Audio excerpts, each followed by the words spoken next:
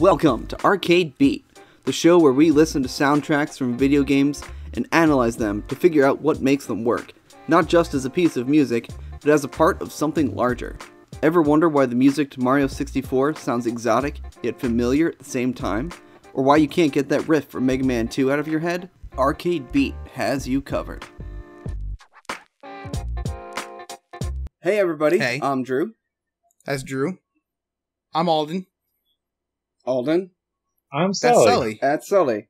Unfortunately, Phil couldn't be here for this one. There was a series of scheduling snafus, and since we're trying to keep to a 2 episodes a month release schedule, we had to just kind of roll with this one. But today we are covering the Bastion soundtrack by the very talented Darren Korb. He is quite... This game came out in 2011. It was released by Supergiant Games. It was the first game released by this studio, as Supergiant Games. Very well received. The game as a whole is... critically acclaimed, I think, yeah?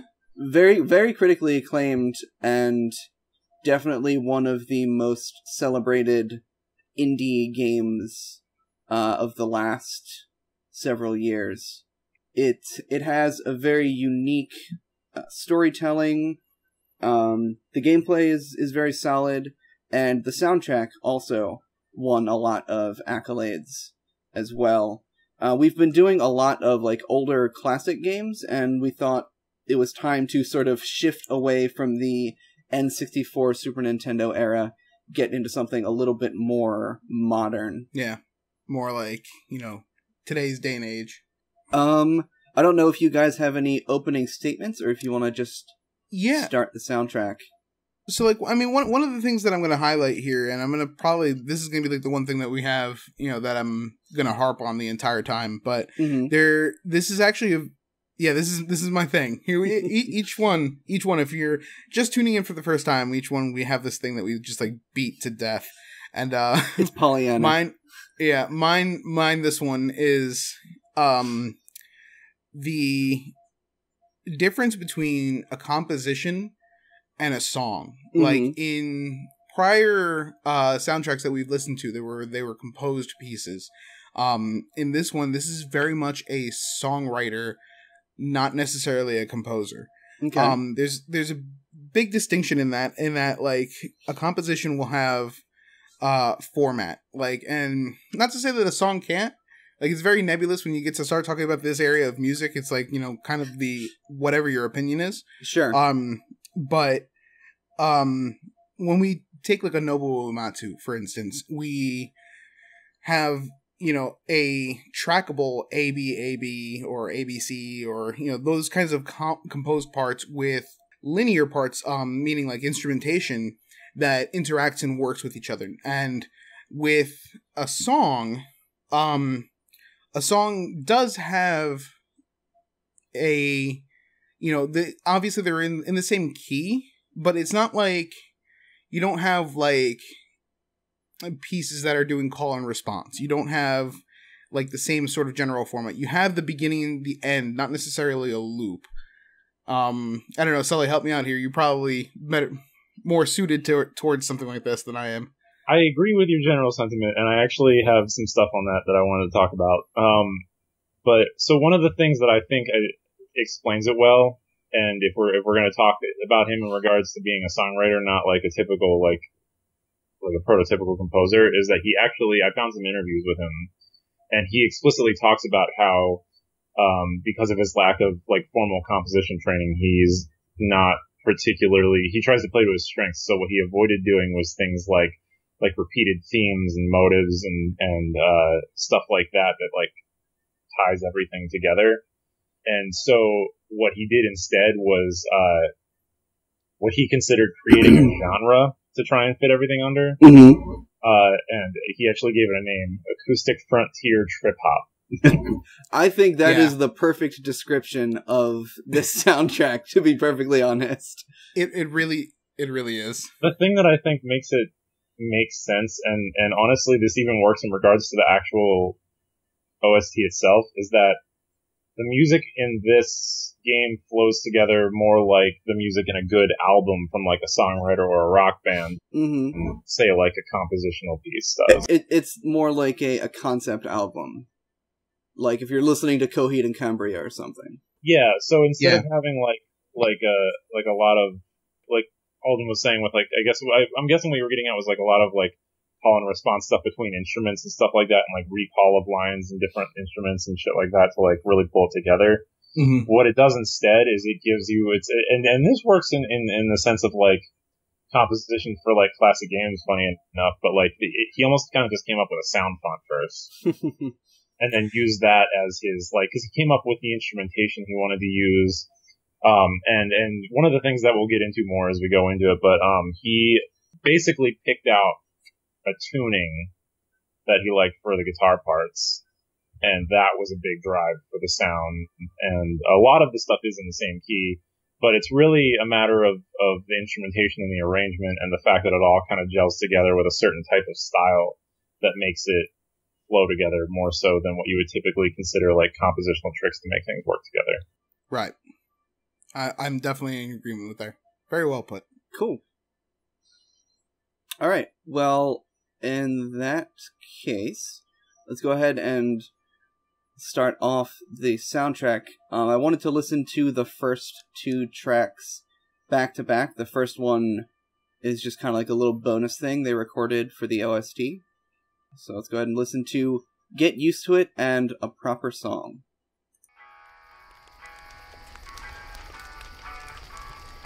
Listen, all this takes a lot of getting used to. And you do get used to it, after a while. There's 3 things I'll always miss, though.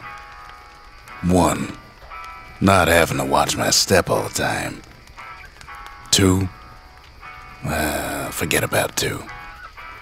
And 3, I miss the songs. Folks from Ceylondia knew how to carry a tune. Sure, we've got some songs on the old gramophone, but try and imagine what they sounded like, playing to a room full of fine people, unwinding at the sole regret after a hard day's work. Those were the days.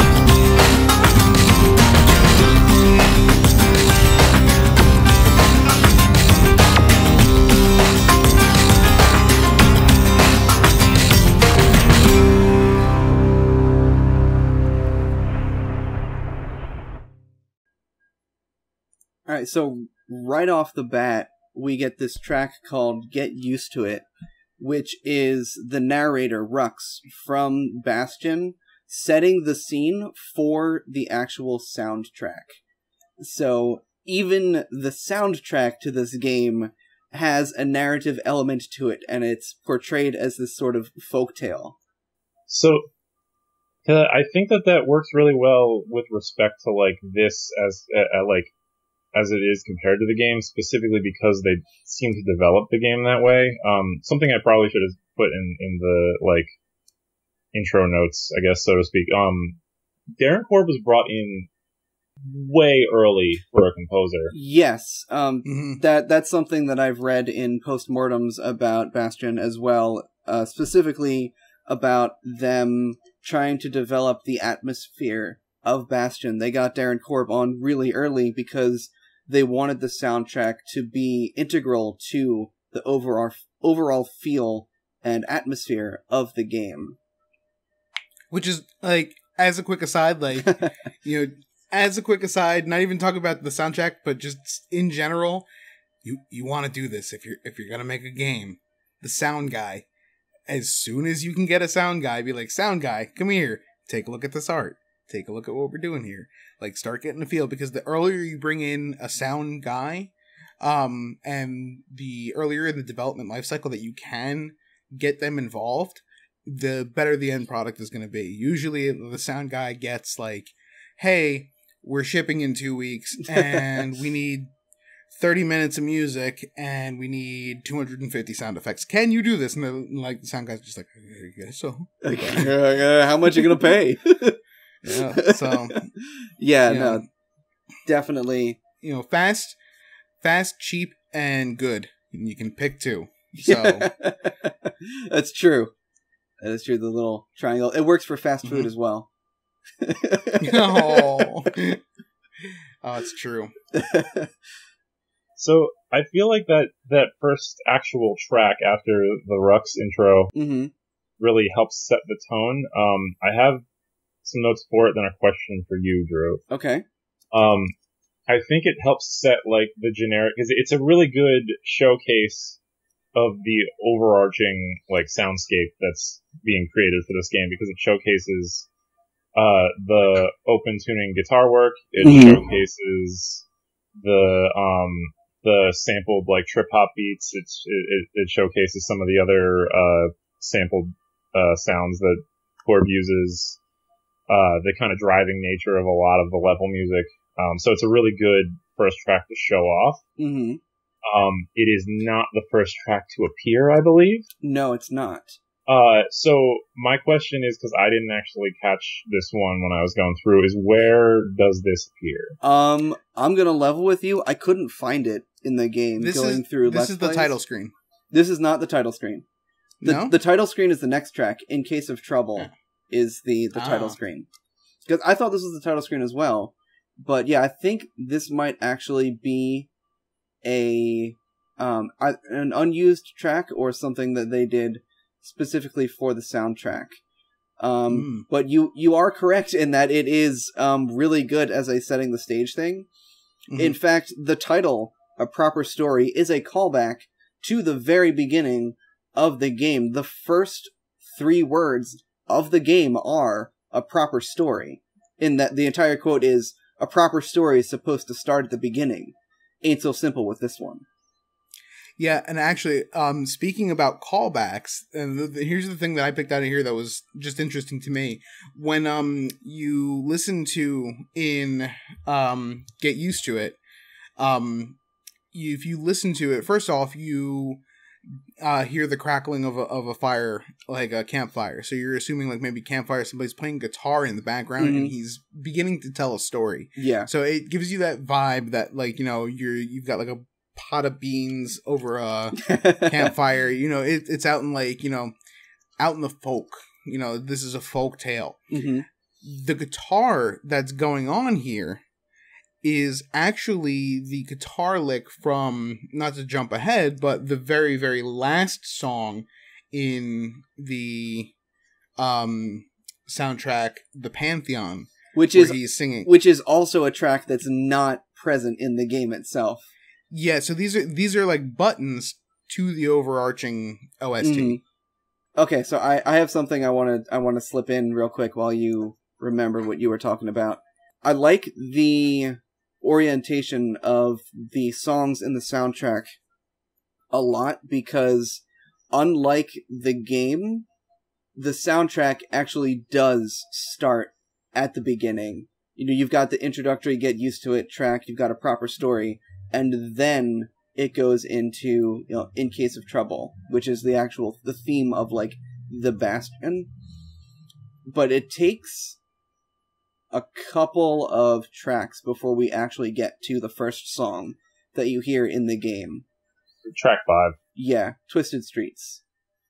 Or 6, yeah. Yeah. Sorry, yeah. I think what I wanted to add as another general note is just kind of how important the storytelling is in this game, and the music, how it coincides with it. And the thing that I wanted to mention when Alden was talking about like the whole like beans over a campfire scene that he was imagining, is that we actually know where the story is being told and to who. This is Rux in the Bastion waiting for the kid to get back, telling the story to Zia after the kid chases down Slater.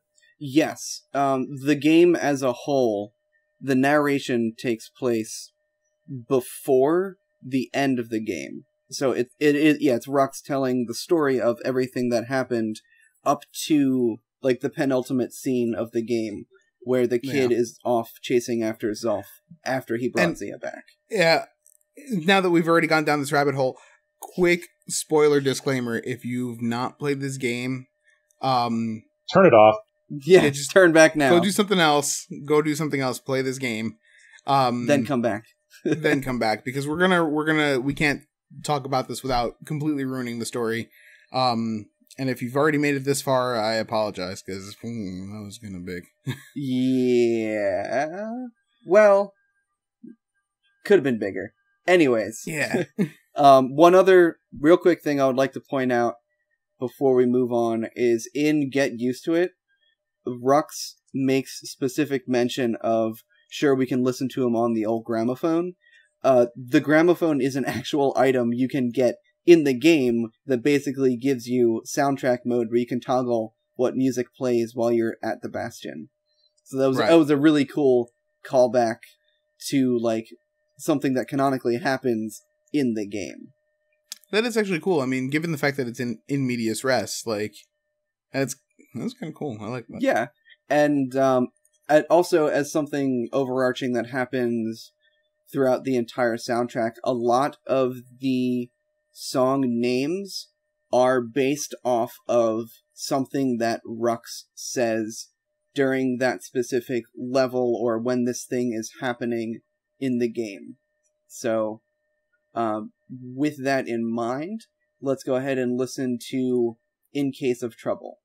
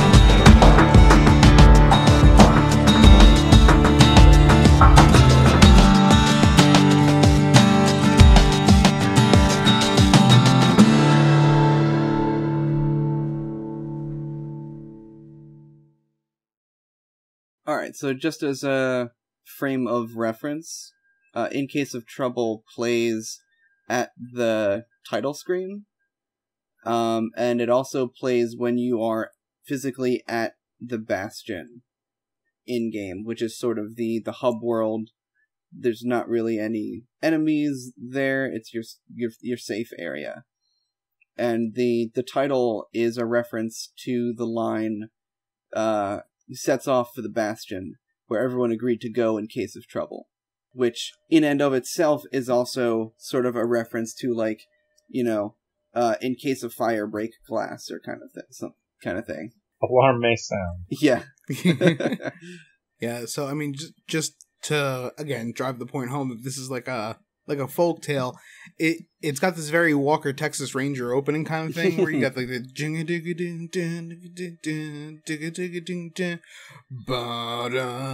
it's got like that, like, very like sunset over the desert, like cowboy riding in kind of thing, you know, going on to it. Like, he uses slides very effectively, yes. And that's all on the guitar kind of thing. In certain parts, in the soundtrack later on, we'll get to, he actually does use either like a steel or glass slide. Here it's just like a finger slide, it sounds like. But like, it's got that very, very like cigar box guitar kind of feel to it. And I think that, you know, that has to do with the tuning of the guitar. In this case, we're talking about open tuning rather than standard tuning. So driving down the strings a little bit lower gives them a little bit more like thwack to them. I don't know, like. Yeah, so this one is tuned slightly different than the rest of the soundtrack. Actually, I was able to find the actual like official word on that. Okay. Have to tinker with it, which is really nice. All right. This and it's worth noting because you can kind of tell when you listen to it by comparison to the rest. Is it's I like this one because it's Gad tuning. Gad. Dadgad. The thing about that, and it's the same note relationship to the tunings for the rest of the soundtrack. It's just a different.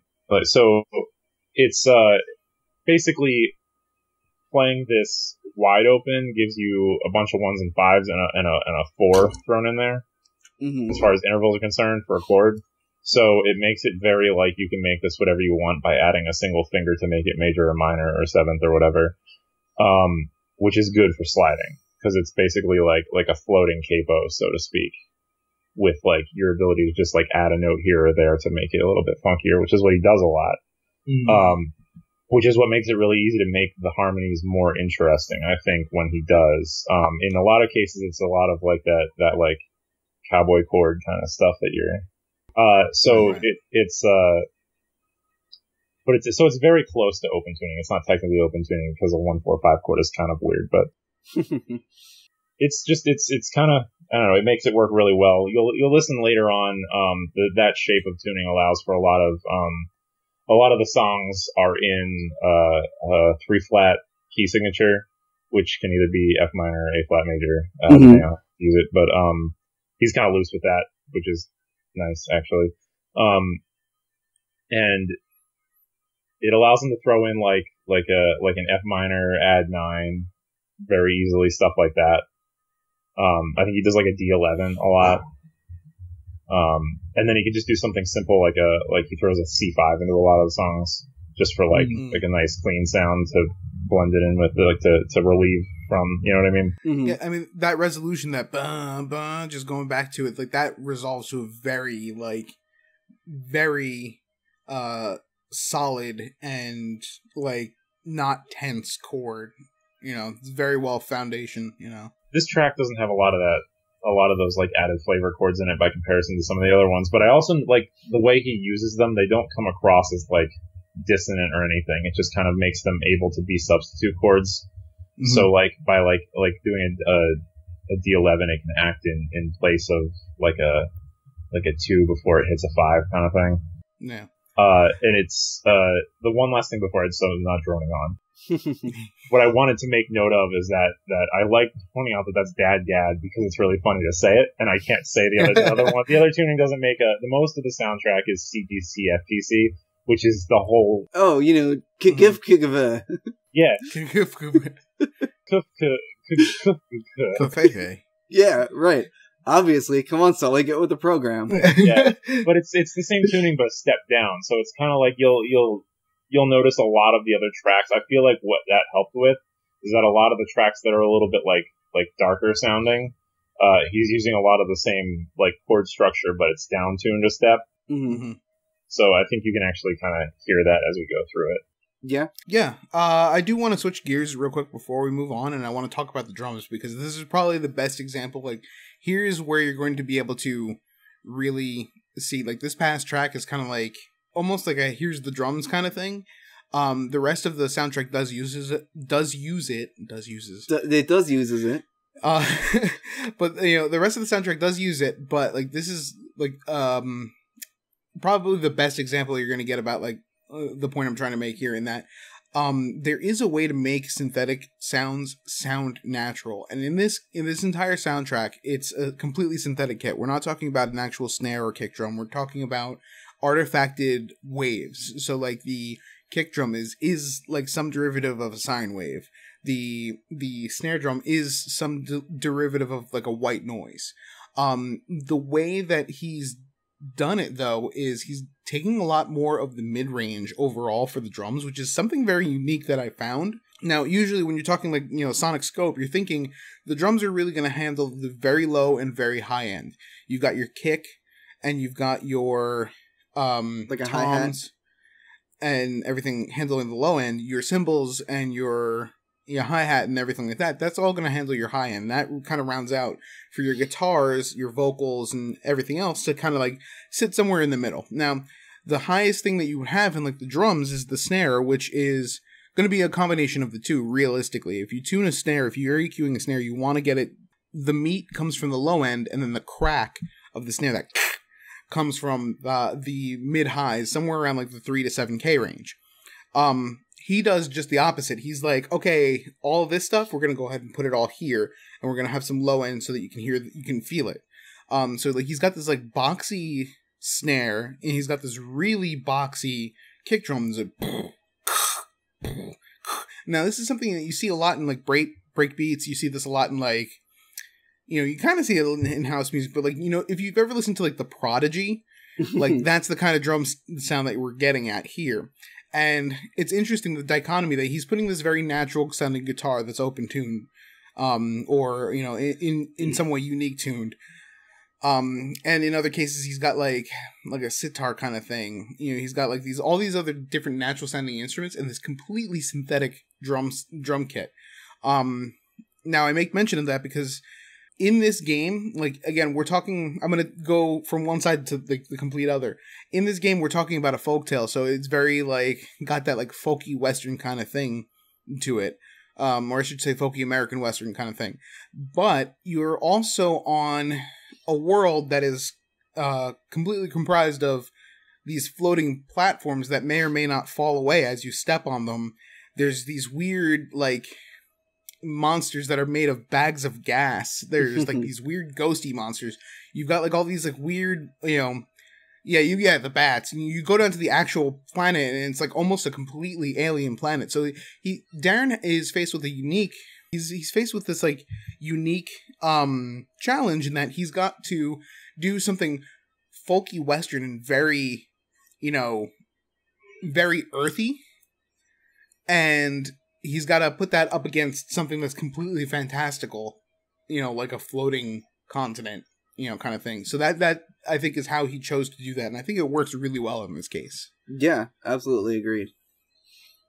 One, from a gameplay standpoint, this track works really well as your, like, hanging out at the Bastion track, because it starts off kind of like soothing and melodical, and then it starts to get a little bit heavier, it gets a little bit tenser, so that, like, yes, this is your safe area, but like, it's this floating landmass in the sky, so, like, watch your step, you could easily tumble off into oblivion, and B, it's almost a little bit of foreshadowing for the midpoint in the game where you come back to the Bastion and Zulf has destroyed the monument, and then later, after you're chasing after Zulf, you come back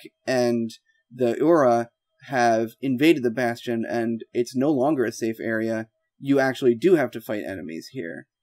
So it's this cool bit of like getting inside of the kid's head and like this is safe but like not that safe, and also a little bit of foreshadowing. I can't wait till we do Resident Evil for the exact same reason. Oh yeah. It's a good one. Spider. Anyways, unless you guys have anything else, next up is Bin the Breaker.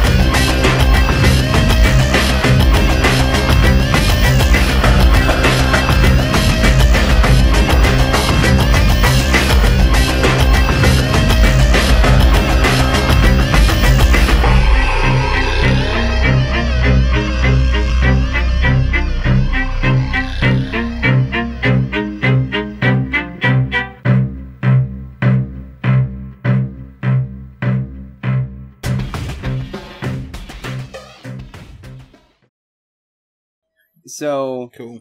One really cool thing that I would kind of like to point out is that it starts with this like upright bass string sound.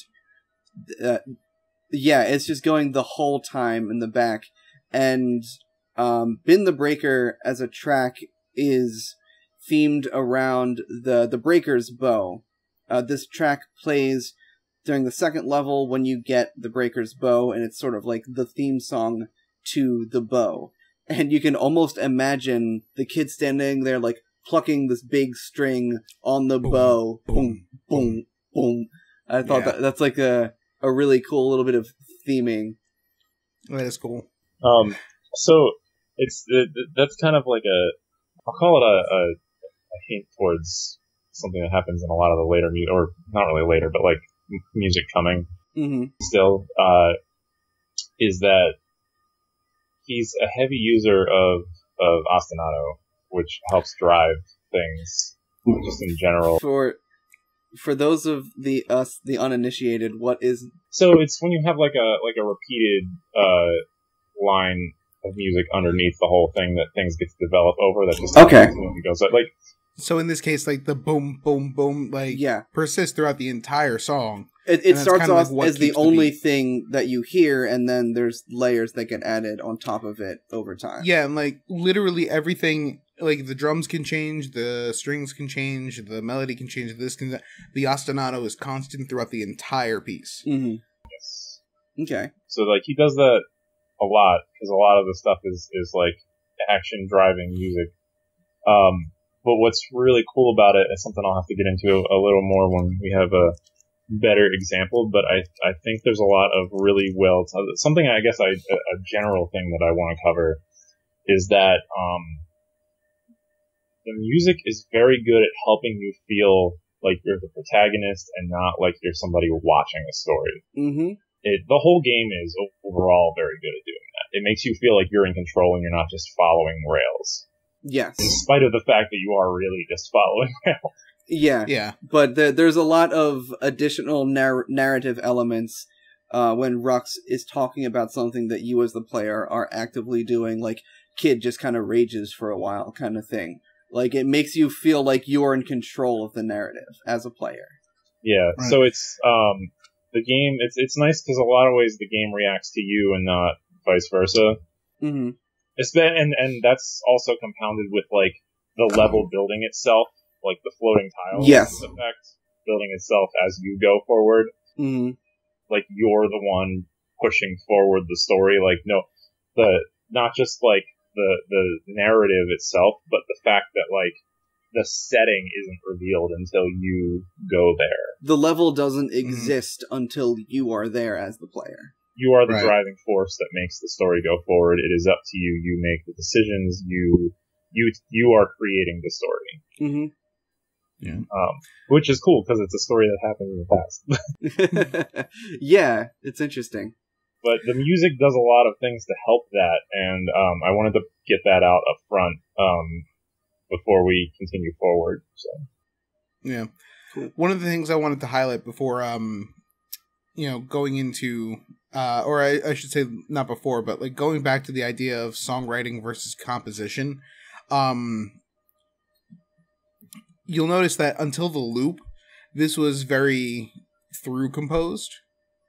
Even parts that, he would, where a composer would naturally like, okay, well, I can just take this section, put it right back here, and we're good. He chooses to veer off in a completely different direction. Now you have this, again, going back to that ostinato, the boom, boom, boom, of the naturally occurring, bass at that point, the upright bass. He actually starts feeding in these synths, you've got the naturally occurring strings, the dun dun dun dun dun dun dun dun dun dun, just doing that over and over again, which is another ostinato in and of itself. But then you have this distorted guitar then taking up that high end, that just like thing, and that's the thing that like I dig it because it only happens once. It's like that thing that one of our teachers back in college, Jim Klein, said that when doing a song, like the hook gets them, but what you really want is that one cool thing that only happens once, that like, oh, I wish I could hear that again, and you don't, because then that gets the listener wanting to go back and listen to the song again. Mm-hmm. And that, like, that guitar, that that just like highlight like thing going on in the background though, that's that one thing. It adds a little bit of anticipation on top of everything as well.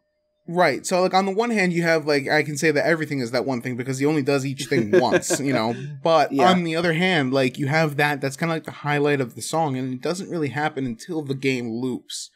So, I don't know. It's not something that you see in, like a direct composition, usually.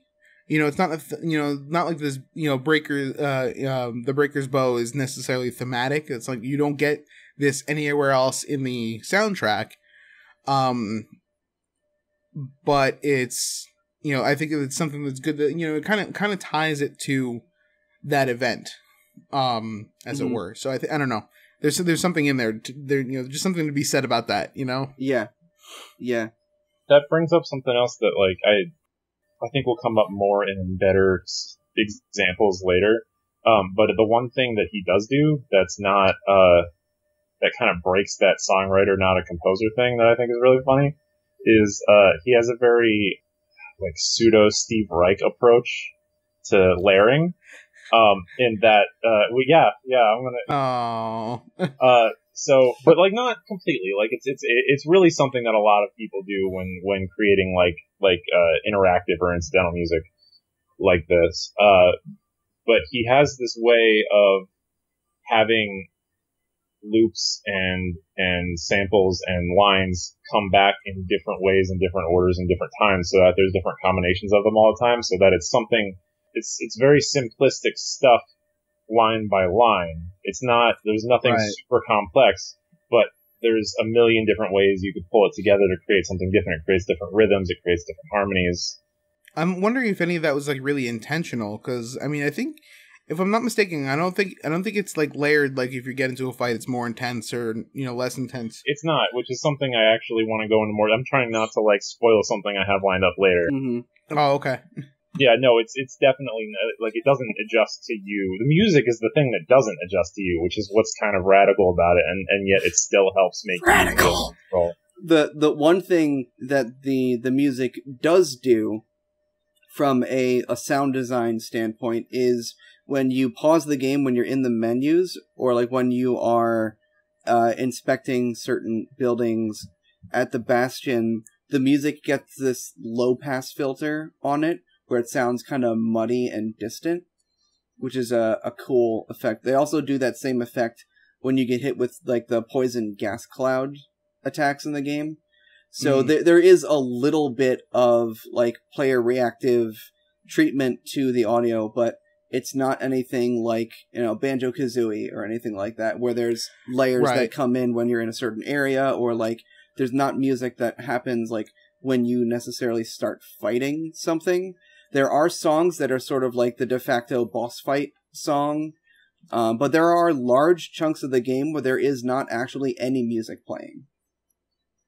Mm-hmm. It's sort of dictated by your progress in the story and the level, and not necessarily what the player is actively doing, with the exceptions being that the theme songs for specific weapons will pop up when you get that weapon, and beforehand there's no music playing. So the music starts right when you get the Breaker's Bow, and right when you get some of the later tracks that we'll get into. So I have an addition to that, but it's specifically going to be a good thing to talk about with the next track. So why don't we do the next track if anyone has nobody has oppositions, I guess. I have no oppositions. All right, so let's go ahead and listen to The Soul Regret.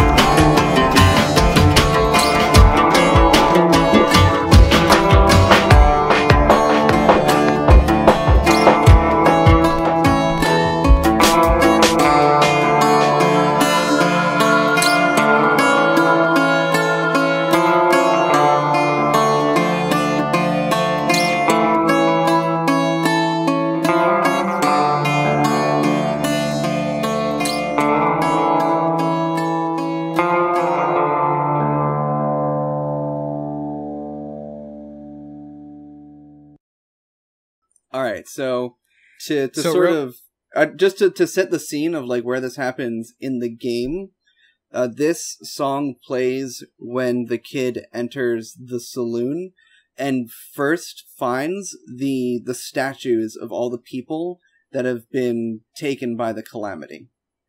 So before we actually get into this, you know it's a good song when like we're all listening to it and all three of us in unison just like, yeah. I'm like listening to this and all of a sudden my phone vibrated and my wife texted me, like, Soul Regret, favorite one so far. I'm like, yeah, that's a good. I'm with you on that. It's probably this is probably like my third favorite track in this entire thing because there's so much going on here. I have a couple favorites. This is high on the list though. Yeah. With Sully, that in mind, I'm going to give the floor to Sully first because he's been raising his hand. Good stuff. Yes, Mr. Sullivan, you have something you'd like to share? Yes. So, because it directly piggybacks off of something that both of you said with the last track. I was really trying to hold off on it. Because this track is great at it. Which is, if we jump back to the idea that it really helps you feel in control of the action in spite of being the one thing that doesn't adapt to you. And it relates to what you were saying about the weapon themes, and it's a similar concept, and it's something that Korg did kind of masterfully in this game, is that he knows how to time the music based on like when it starts and when it ends. Like, the thing that blew my mind about this was that you're in an area where you have full control from the get-go. Like, you're not like sitting there and waiting for like a scene to happen. You actually are able to roam around and look at things and stuff from the get-go. And yet it picks up right at the same time that the enemies start to appear. Was it like windbags there, I think? Drums the drum loop kind of comes in as the windbags appear. It's the little guys. I'm blanking on their name. Squirts. Yeah. Yeah. Squirts start to appear. And the thing that really kind of hammered it home for me is that it not only knows it times itself very well in when it starts in regards to like when the build up happens and what happens in the game at the same time to you, but the thing that makes you feel in control is that it somehow manages to finish and calm back down at the end, and that I having played through that game several times, it has never happened while I still have squirts to kill. Yeah. Yeah. It's timed to like the average duration of that fight. And it's so well, like, you'd have to try to get it not to line up. Yeah. Yeah. And so I feel like he does that with a lot of like the weapons themes that you were talking about too. Like, once you pick them up, a lot of times you go into action with them, building up to like when you're about to run into enemies and stuff like that based on when it starts. Mm-hmm. Right. Now, I need to just get this all off my chest because like this is like, there's a reason that this is probably like on the top of everybody's favorite lists, and it's because of how well it fits with the theme of the game and how different it is. So again, with the concept of like that one thing that you never do over and over, like that you never do again, in this he tied American folk western, like trap break music, and Middle Eastern music, all into one song. He uses the oud a lot, but like this is like in full out Hajaz. You have, the sitar, which is also what he does, a lot in this game, layered on top of like an electric guitar, layered on top of an acoustic guitar, layered on top of the break drums, like, and we have this that one Middle Eastern just like, and that Hajaz run where it's going over the the scale, the and then that bum ba-da-dum, and it brings it back to this Western theme, and it kind of shifts between the two.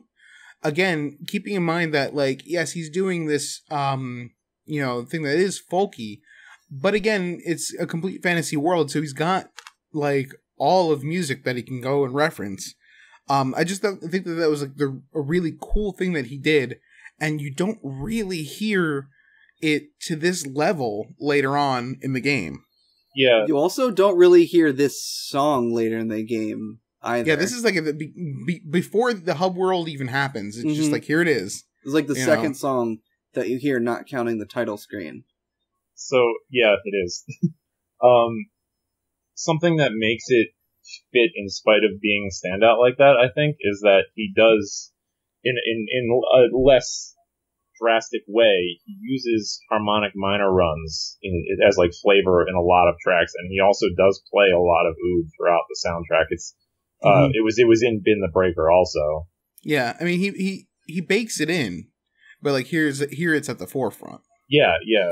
I think it's worth noting. I mean, this is just kind of an off the top of my head thought, but it's probably worth noting that this is being early in the game like this. This is the kid encountering something foreign, having a very stark juxtaposition between like the Western feel folky stuff and the kind of like Middle Eastern Mediterranean sounding stuff. Might make sense in that way. Yeah, I mean, and like there's something to be said about that. Like as a game audio person, like again, going back to something that I've said over and over again, you have to really theme the track to the environment and also the type of setting. And now as games progress and become more and more complex, it becomes increasingly difficult to have this. Like in this game, you don't have the ice level, you don't have the volcano level, you don't have the electric factory. You know, you can't really theme it to like you would a Mega Man game or like a Donkey Kong. There's like they went to him and they said, Darren, we're gonna have a boy. He's gonna hit stuff with a hammer. There's gonna be these guys that look like little 3-dimensional Paisleys coming in attacking him, and sometimes there won't be the ground. And like he was just like, all right, like, okay, and he had to deal with that. Like, how do you properly emulate that through audio and like just having like this? Like, okay, there's something a little foreign. Like Sully said, this is a little foreign to the kid, so let me do something that's not, folk western, and let me break from that, but let me add the folk western in because he's still on that, in that patch of dirt, So, do you mind if I compound on this a little bit more too? Yeah, go ahead. So, I think there's a general theme of like two diametrically opposed entities and like the hope for harmony between them throughout the game, like with the whole Celandia and Ura thing that pops up. And I think that helps, like this sort of thing works within the music because that is an idea that comes up a lot. And I feel like starting off early in the game with the sharper juxtaposition and having the music kind of blend the two more later on kind of fits that narrative. This is just like tinfoil hat Alden coming out, but like it's almost like he did like like those like theories like Tool's Lateralist, how you're supposed to play them from center outward instead of like from front to back. The album. It's almost like that where he's got like these songs that are like flip flopping. They have the one song here and it's very folk western. You have this song here that's very breakbeat. You have this song here that's very like just a guitar and a dude singing. You have this one right here that's very Middle Eastern with oud and stuff like that. Like who uses an oud in a soundtrack? So like it's almost like it bounces back and forth, and then towards the end is when it all like just kind of comes together. I'm trying to do this there like that. Yeah. It all comes together and it all becomes just one sonic tone, which if you think about like how the story happens, you have the in medias res and you don't really know what's going on and you're piecing things together and they're flipping back and forth between like what the kid is doing and then what the kid is dreaming about when he like smokes the hookah, and then at the end it becomes the crux. The whole story, you could have avoided the whole story by saying one sentence, like the kid's doing this. Like, does he do this or this? And, like, that's, like, the whole game, music, gameplay, everything just goes to that point. And I almost feel like the soundtrack is very, very reminiscent of that, very along the same lines. They were on the same wavelength. I feel like the designers and Korb had a lot of long discussion as to the curve of the game, Yeah, there was a lot of stuff that they really built, like that they developed with music ideas in mind, if not the track in place already. There is a track from a very, very early, like, prototype that actually, that exact audio file made it into the final game. And so he was in it, like, as part of the planning for the story. Right. Like, Yeah. there's like, I won't dive into it because it's a later track that we're gonna actually touch on. But when you meet Zia without giving any details, that level was designed with the idea of that song happening and how, like, your relation to it distance wise. Like, they literally said, give her this song, and then we're gonna create this level based on how that's going to work. Like, the music and that song being there were part of the level design in the first place. Yeah, that's pretty huge in terms of understanding why this soundtrack works so well as, like, a piece of this game. Yeah. Just driving that home, like, you know, for all three of us, I think I could speak for all of us when we said, we played through this game and we were like, wow, this is really enjoyable. This is a really fun game, because it really is. You get to a certain point in the game, and I think for the first playthrough, all three of us made the same decision. And I believe all three of us had to sit for a moment after playing that one particular part, and just be like, because it hits you so viscerally, like, it hits you right in the gut, and you're just like, I'm not even ashamed to admit, I did cry a little bit, like, part of me, like, has to explain it for the purposes of the discussion, but, like, part of me really doesn't want to ruin it for anybody who might not have played it. So again, spoiler warning here, turn the video off. Yeah. At one point, when you're closer towards the end of the game, you figured out that the whole point of the kid doing what he's doing is so that he can recreate the Bastion, and which will just restart the entire world and erase everybody. It doesn't reset it turns back the time to before the story started. The whole thing, though, you're thwarted by Zolf, and, you know, you have this decision whether to save Zolf or to let him die, because he's failed in his mission, and, like, all his contemporaries are shooting him and killing him. If you choose, and like we chose, to save Zolf, you carry him on your back and you can't use weapons, and at first everybody's shooting you, but then as they realize that you're carrying one of their own, they stop and they just kind of, like, let you on past. And then you go back to the Bastion, and then you're just like, oh. And then the very next thing you have to do is the decision to, you know, hang out with your friends, like, go and explore the new Bastion, or lose all your friends and reset everything. And it's just this really powerful moment. And again, like, the whole soundtrack, as we'll see, getting to that point, now everything comes together, and he uses, like, everything he's been doing the entire time to make you feel that punch in the gut. Yeah, you know? Totally. That second decision that you're talking about is something that I had to, like, I put the controller down, and I just, like, stood up, and I stared out the window for, like, 5 minutes. Like, I'm just sitting there, that's some, like, metaphysical shit, man. That's like, do I undo the thing that has, like, toppled the world, or do I keep our learned and, like, hope that it's done better next time around without the experiences we've had, or do I take the experiences that we've collectively learned and we've brought ourselves together, our little community, in spite of our differences, in spite of being a mix of Ceylandian and Urin, and Urin, I guess, yeah, and like, collectively, like, coming together and hoping that there's like forging together with, like, hope into the future and rebuilding. Like, yeah, if you honestly, like, if you want an example of excellent storytelling without literally telling a story, like, literally, like, you know, and then she did this, without reading without listening to an audiobook. Yeah, exactly. If you want a really good example of doing it, oh my god, just the ending here is just, like, enough to make you actually shed real man tears. 100% zero shame.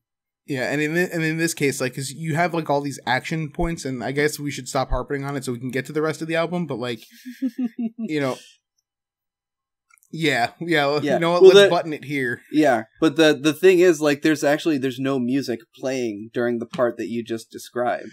No, which makes it like super impactful. Yeah. Oh, is there no music? I thought Zolf's theme played during it. When you make the decision. Oh, when you make the second decision. Okay, No. When you make the first decision and you decide to carry Zolf, it starts playing his theme for the first time.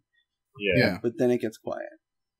Well, anyways, back to the actual soundtrack.